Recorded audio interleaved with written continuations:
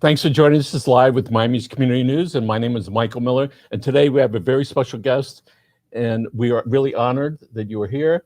And it's a privilege to be with you today. And it's Jaime Suchlicki. That's good. Did I get it good? That's That'll be the last time I say perfect. that. Okay. Should we call you Professor? You can go whatever you want. Just don't call me late for dinner. Okay. So I'm going to read this. I want to make sure it's correct. Now I think that it's up to date, so I'll read a little bit.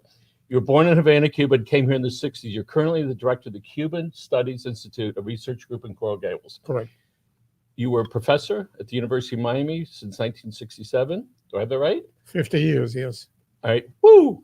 And from 98 to 92, you're the founding executive director of the North-South Center. Right. You edited the Journal of Inter-American Studies from 1982 to 1996. Some of the people watching this, all right, weren't even born in this 1992 business here, right?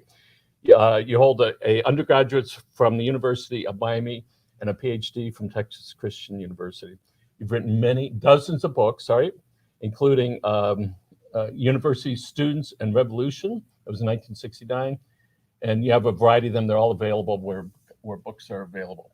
Let's talk about Miami, the country, and Cuba. Okay. All right. You're the expert, and so just let it go. Let's talk about what's going on right now. Well, in Cuba, finally, the Cubans have awakened, in part because of the economic conditions, in part because of the lack of food and lack of medicine, in part because there's a new leadership and without the Castros. So there is a legitimacy problem. The Cuban people don't see this new president in Cuba as legitimate. Plus, he's not very charismatic. He's not very smart. So this is an opportunity for the Cubans to express their fears, anxieties, and jump into the street.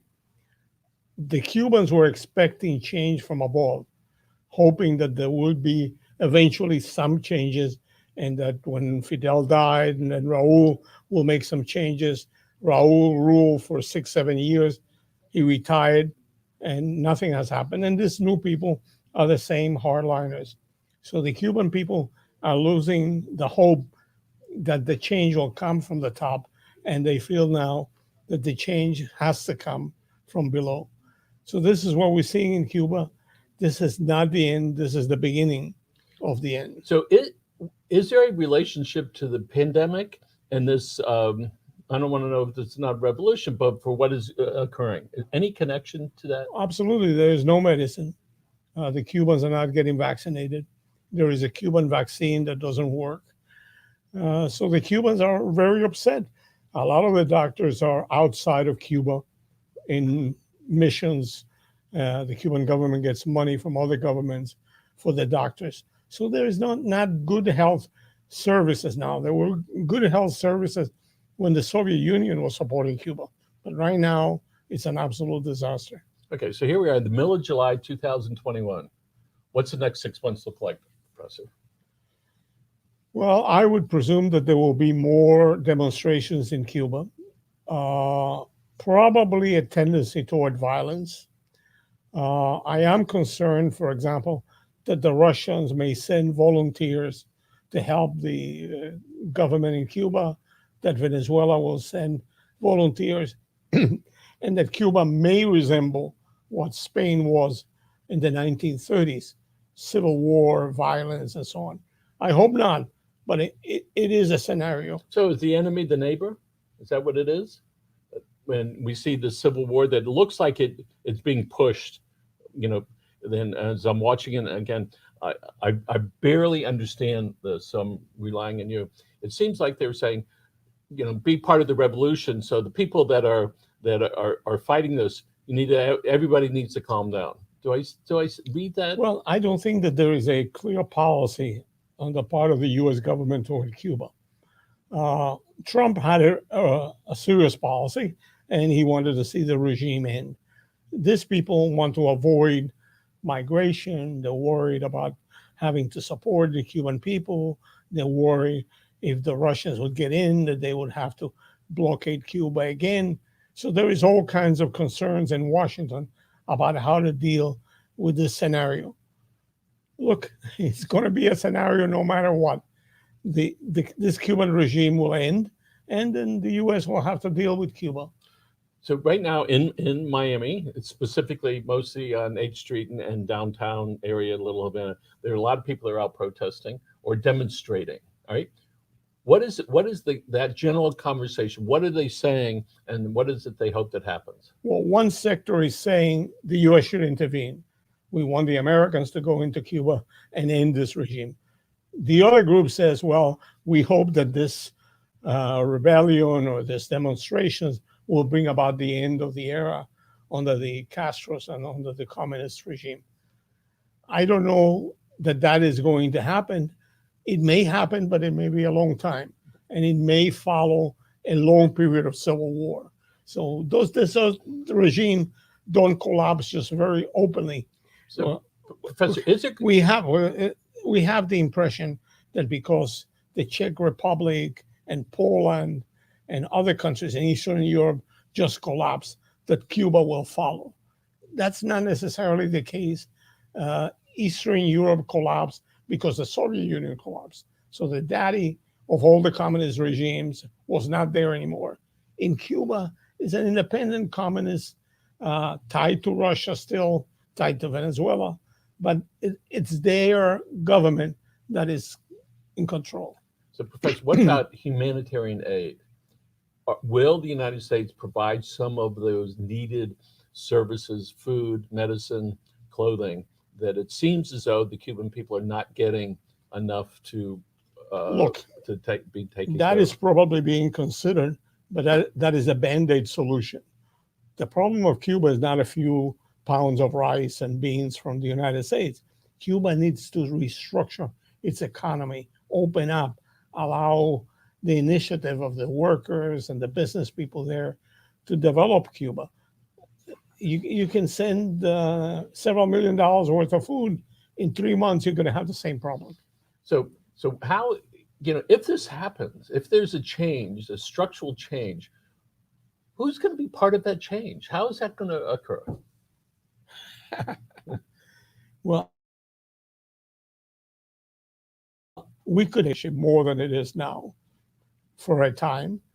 Then, if the government is willing to open up, have elections, negotiations with the opposition, may have elections, and some people will emerge in Cuba that want to be leaders. Some of the Cubans in Miami will go back and try to be part of the action in the island. 30 years ago, maybe 50 years ago, I remember saying to my father, listen, how do these folks from Cuba come over here? And 3 years later, man, they're in the banking business, they have homes and cars. He says, Michael, he says, when immigrants come here, all right, they are driven for success. That's why they do And this. there's opportunity. Yes. And there is a society where you can operate businesses and you can develop things. In Cuba, everything is controlled by the government. So you can't open a business. If you're going to open a food store, you have to get permission. They watch you. They want to know what you're selling, who you're selling it to. So it's a society not unlike the one in North Korea. One of the things when we look at these little pictures, these short videos, what happened in Cuba the other day where the military was beating people, all right? Quite similarly, when you take these little snapshots, we've seen that here, all right?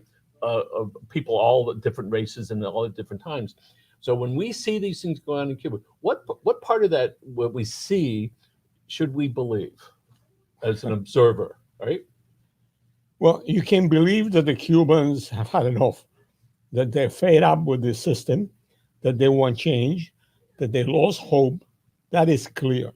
But on the other hand, there is an institutional apparatus in Cuba that is very well organized, very strong.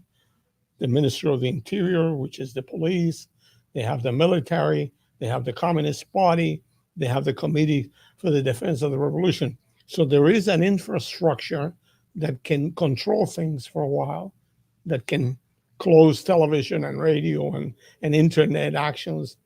So that's Cuba. So there, and I'm sure you're familiar with their images. You can show this great big elephant, all right, with a chain around him and the poles in the ground. And when you look underneath the pole, you realize that it's all shattered and that this elephant could actually walk away. but from the beginning, this little baby elephant was trained that he couldn't get away. So I wonder about that in our lives, wherever we think that we are chained to. But you bring up a point. This is the way it has been, and so people get to do things because that's the way we did it yesterday.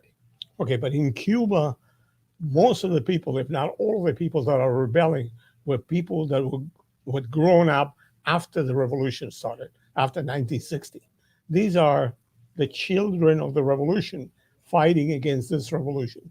So it's interesting that even though you've been indoctrinated, you've gone through the schools of the party, you've been part of the system, all of a sudden you rebel against the system. Some 25 years ago, Elian Gonzalez, Sure. right, was here, and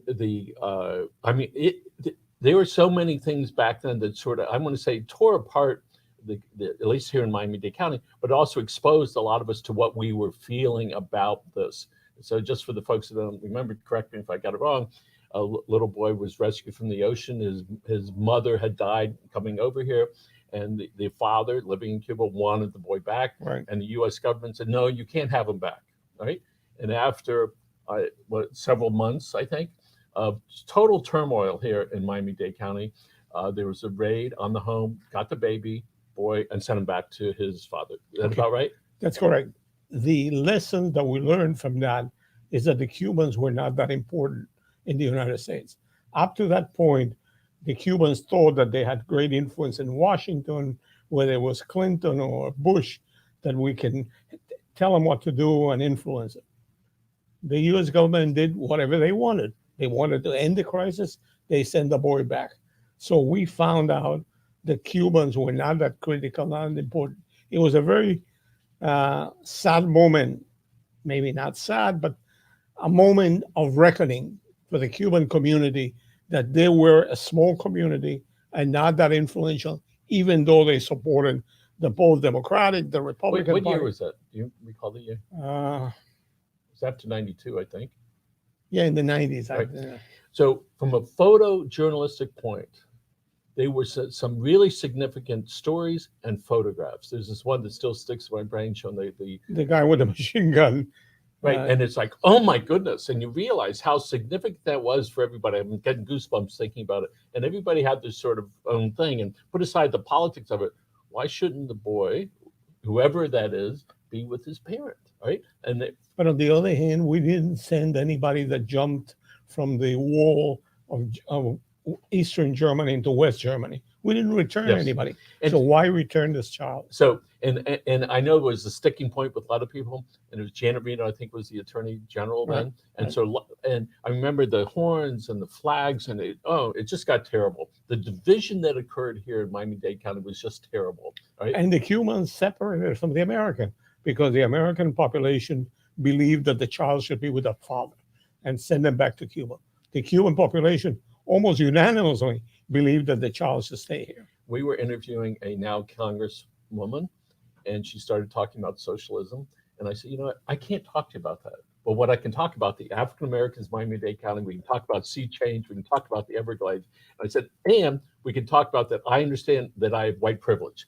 I get that. The other part, it's so foreign to me, even though we live here in Miami, there's not the passion, right, that my neighbors, my friends have about these issues.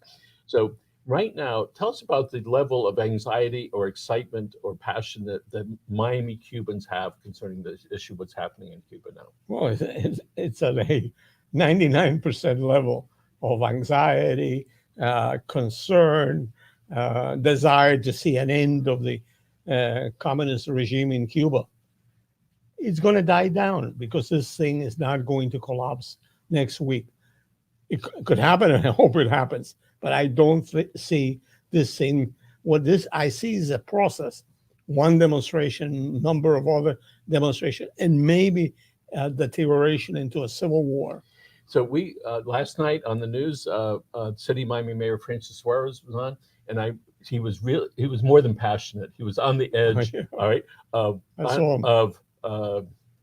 He was on the edge. All right, and he was very passionate and very expressive, and he said something about 4 months ago to the tech world. What can I do to help this happen? Which is tech moving to Miami, and that tweet was sent around the globe, I don't know, a zillion times. So there he is last night speaking out, crying out, and telling people this should be the end, right? So what can people in Miami, Florida, USA do to help this process move along so it can be something different? Well, one thing is they can influence the U.S. government to prevent volunteers coming from Nicaragua or from Venezuela or from Russia to support this regime. The Russians are talking about sending naval vessels to Cuba. So that would create a crisis with the Biden administration. So that's Didn't we go through that one time before in the 60s? Yeah, in 62. Yeah. But there's no nuclear missiles now. But there will be missiles in submarines in the waters of Florida if the Russians were to send naval vessels to Cuba. They do carry nuclear weapons. So there's going to be a confrontation Is there. that going to happen? I think it will. All right. And if it does, when would that be? Could be sooner than we expect. So there are a lot of people, oh, the simple solution. There's no simple solution to this. No. Because everybody's calling on their friends, right? The Cuban government's calling on their friends as the exiles here are calling on their neighbors. Hey, we should support our friendlies. Absolutely. Look, if the Russians were to bring in nuclear submarines, it's going to be a major world confrontation. We don't want them in the Caribbean. It would destroy our defense capabilities if we have running around, if they have bases in Cuba and use the Caribbean and so on. It would put the U.S. in check. At that point, we need to have some action. Could be through the United Nations, could be through NATO, it could be directly by the United States against Russia. So it sounds like there is a crisis brewing right now. Well, there's another side to the crisis, which a lot of people are concerned, and which is migration. That this will lead to thousands of Cuba getting out of Cuba. Another Mariel, you remember, in 1980. I'm not that concerned about that one, in part because I don't think there's enough vessels in Cuba to bring great numbers of Cubans out. If the U.S. looks the other way and allows Americans to use their boats like it happened during Mariel, then you may have a migration crisis. But I don't think that we're going to do. I think we'll learn from the Mariel crisis not to keep the ports open. We will close the ports, we'll confiscate boats, and we'll tell the Cubans not to move in that direction. So I think that may be one minor crisis. Just when we thought it was safe to go outside. So don't go fishing. You may wind up in Cuba. It's just as incredible that this is happening, and it's for us in Miami. It seems to be it's one event after the next, and I certainly think pandemic was changing, and then we had Surfside, and then we have the storm was out there, so we have all that. People are very emotional right now, and this is certainly a significant event for us here in South Florida, particularly here. Oh, we're at the edge of the hurricane. So, what next? What are people in Miami going to do? What do you think the government could do? And then is there a should do? Well, I think the U.S. government should warn everybody to keep their hands off Cuba, whether it's the Venezuelan or the Russians, to stay out of Cuba. Second, I think they should mobilize the world community to prevent the massacre of Cubans. In other words, this government is ruthless. They're liable to begin to kill people in Cuba left and right. We need to have support from the European community, from Latin American countries, from organizations that defend human rights to defend the Cubans from the regime. That's as much as we can. Now, some people say, well, there's a time to lift the embargo and send help to Cuba. Well, I don't know that is going to help. Helping a regime that is in distress, that is a disaster, that the economy doesn't work. What are you going to do? You're going to give them credits to buy food here and then not pay it? Where are we going with this? In the simplest of terms, and I'm not trying to draw an analogy to this, But when Mike Tyson beat the pulp out of all his guys, and he knew it, and he beat them sometimes in the first round, when he'd knock him to the ground, he'd go over and help him pick him back up. So the question is, for as humankind, what are we going to do when our brothers and sisters are over there hurting like crazy, right? Which affects each of us here, right? Yeah, So, but what is that you want? Do you want a weak, poor, totalitarian Cuba with some help of the United States, or you want a change that will set the tone for the rest of Latin America, for Nicaragua, and for Venezuela, that there is change, that there's opportunity for change, that we should have democracy, freedom, respect for human rights? That, I think, is more important than providing them with bags of beans. so and I understand it, and I understand it clearly, and it's sort of like, when we're growing up, and my dad used to take us out on the beach and dump us in the water and say swim, right? And there's a lot of that, and I see that, and when I watch TV and I see people, so passionate from 18 to 80 years old out there, crying their hearts out and understanding what's going on there. It's difficult for me to comprehend the passion that they have, but I know it's here. I've lived my whole life here, and it's certainly a subject that is close to me, and I would like to learn more. And quite frankly, this is the most conversation and the best conversation that I've had. I certainly enjoy your expertise in this. So let's look in the next 2 weeks. What's going to happen in Miami-Dade County? Well, there are going to be demonstrations on 8th Street and in front of Versailles. And as the thing develops in Cuba, the demonstrations will go up or they'll go down. If things calm down in Cuba, Cubans in Miami will calm down. If things get rough in Cuba's own, there will be more demonstrations, more messages to Congress, do this, do that.